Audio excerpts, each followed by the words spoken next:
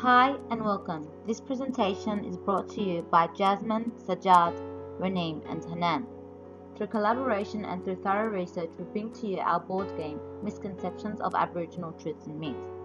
We'd like to acknowledge the traditional custodians of this land where the Aboriginal people have performed age-old ceremonies of storytelling, music, dance and celebration.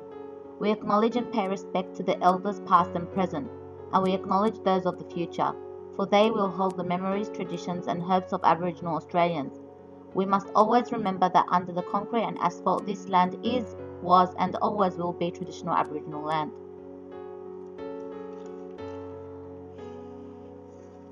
This game aims to broaden students' knowledge in relation to Aboriginal culture, community, language, education and history. The interaction and discussion that occurs during the game results in students to come to an understanding and awareness in the unseen half. This enables the students to visualize issues which are apparent within society. The game gives equal opportunities for students to engage and participate equally through discussion. The intersectionality of a number of social justice issues such as racial discrimination, linguistic diversity, and social class division are apparent.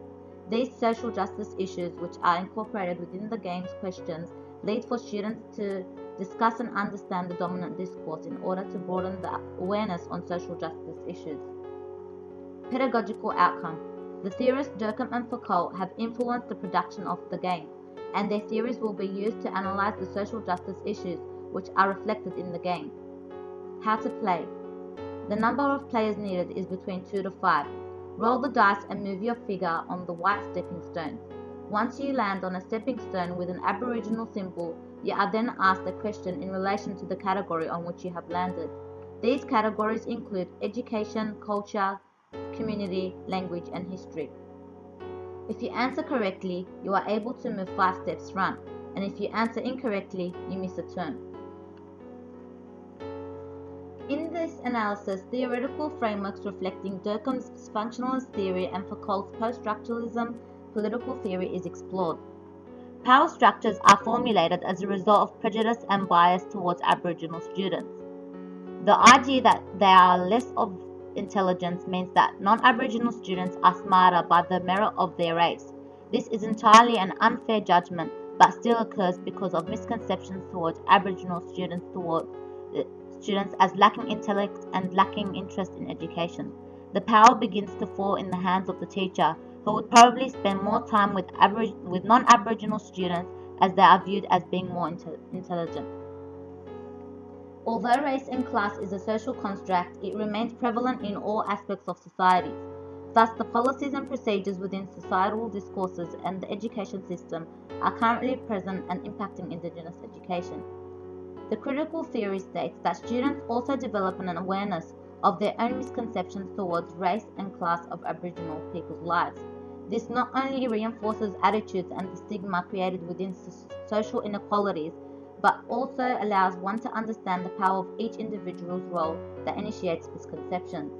Relevant to Durkheim's functionalist approach within his theory, the social fact describes that an objective character that has a role to follow within the social class system and attire for any individual who wants and must integrate within the society. This is shown as each player has a specific role to play. Policies and procedures such as assimilation, self-determination, and the stolen generation were all implemented and enforced by non-Aboriginal people. Moreover, it is crucial within the education system in order to understand the underlying social injustice that is prevalent. Kapalis and Jameson claim that when a generation and a minority have been misplaced and deprived of their own lands, fundamentally it symbolizes the sense of superiority the colonized race inflicted, degrading so many Aboriginal generations.